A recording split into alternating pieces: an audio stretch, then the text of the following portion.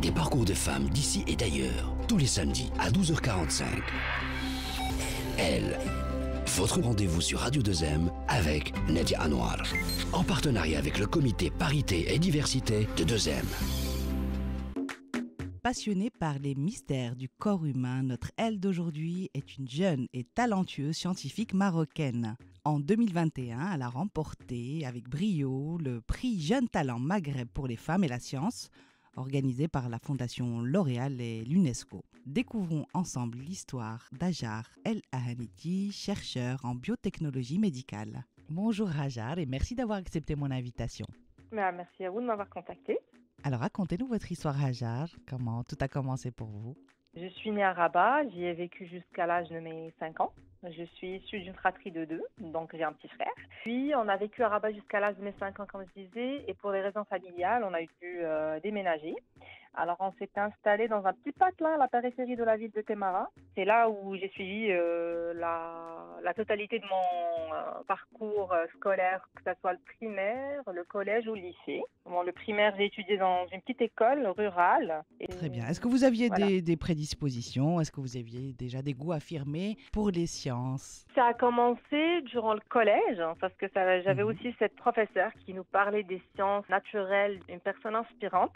Et je pense que c'est à partir de là où je me suis dit, tiens, ça me fascine, l'humain, le corps humain, cette complexité, c'est là que mon penchant vers les sciences avait commencé.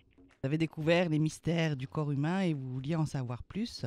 Je sais que vous êtes passionné par vos études. Qu'est-ce que vous avez choisi finalement au niveau des filières? Déjà, à partir de la dernière année du collège, il fallait choisir si on voulait être scientifique ou bien faire des études littéraires ou bien économiques. Et là, déjà, j'avais opté pour les sciences.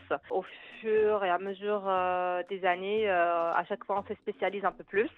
Et à la fin, pour mon baccalauréat, j'ai fini pour avoir un baccalauréat en sciences expérimentales, sciences de la vie et de la terre. Alors après votre baccalauréat en sciences expérimentales, vous avez décidé de vous lancer dans un cursus universitaire en biologie, c'est ça? Oui, c'est juste. J'ai intégré la faculté des sciences de Rabat. Je me suis lancée dans un parcours LMD, licence master doctorat. C'est là que j'ai fait 3 ans d'études pour obtenir une licence en biologie et santé. Au terme de votre licence, qu'est-ce que vous avez décidé de choisir? Est-ce que vous êtes encore spécialisé? Après la licence, en fait, il y a beaucoup de portes qui s'ouvrent à travers les masters. Il y avait 3 masters qui me faisaient l'œil. Il y avait un master à Rabat, c'était le master en biotechnologie médicale. Il y avait un autre à Casa et puis un 3e à Mohammedia. J'avais postulé pour les 3, mais j'ai fini par choisir celui de Rabat. Du coup, j'ai été prise pour le master de biotechnologie médicale à la faculté de médecine de Rabat. C'est là que j'ai fait mes 2 ans d'études pour obtenir un master de recherche. Au terme du master, j'ai décidé d'intégrer un cycle doctoral à la même faculté. Je suis restée à la faculté de médecine de Rabat. Je me suis inscrite en doctorat en collaboration avec le CNESTEN, qui est le Centre national d'énergie, sciences techniques et nucléaires de Rabat. Ils ont travaillé sur l'amélioration de l'immunothérapie pour les patients atteints du cancer de la vessie. Et c'est au cours du doctorat que j'ai candidaté pour le prix L'Oréal. Alors, justement, racontez-nous cette belle aventure. J'avais travaillé pendant 3 ans déjà sur mon projet de thèse avant de postuler pour le prix L'Oréal. J'ai passé les 3 premières années à travailler, on a produit des résultats, j'ai eu quelques publications, d'autres prix. Ça m'a aidé à renforcer un petit peu mon CV pour pouvoir justement postuler. Et nous avions été 3 Marocaines à être prises sur les 5 candidats finalistes. Alors, actuellement, vous êtes chercheur au CNESTEN à Rabat et en parallèle à l'Université de Genève. Est-ce que vous pensez qu'il y a suffisamment de femmes dans ce domaine de la recherche expérimentale et surtout quelles sont les opportunités qu'il peut offrir? Alors, je dis tout le temps que c'est un petit oui et un grand non. C'est un oui et non en même temps. Alors, je m'explique. Tout au long de mon parcours académique, c'était plus des femmes qui réussissaient d'année en année, c'était des femmes qui accédaient aux formations les plus compétitives, etc. Ma promo se composait de 19 étudiants, dont 15 étaient des filles et il n'y avait que 4 garçons. D'accord. Alors oui, il y a des femmes qui étudient, il y a des femmes qui persévèrent, il y a des femmes qui veulent devenir scientifiques. Mais on a cette fibre scientifique au Maroc représentée largement chez les femmes. Mais qu'est-ce qui se passe après? Qu'est-ce qui se passe sur le terrain? Alors voilà, ce qui se passe sur le terrain après les études, c'est totalement différent. Et surtout là, avec la Covid, avec la pandémie, ces 3 dernières années ont été très compliquées en termes, pour les scientifiques en général, mais en particulier pour les femmes.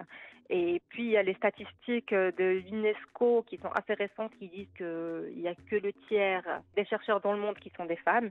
Et puis, pour accéder aux postes universitaires de haut niveau, vous retrouvez qu'il n'y a que 14% de femmes qui ont ces postes de haut niveau, de responsabilité, etc., dans le milieu scientifique.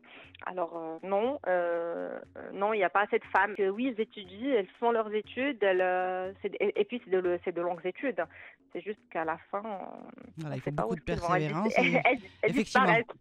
effectivement, ça se traduit pas. La courbe Non. s'inverse après sur Oui, le terrain. justement, malheureusement. Alors, quels sont vos projets à venir, ma chère Hajar? Alors, pour le moment, je suis en postdoctorat. Je viens de commencer il y a 7 mois. Mon objectif, c'est de faire de la recherche, être chercheuse pour la vie, devenir professeur un jour, une fois que j'aurai acquis les compétences nécessaires. On n'en Et doute puis, pas.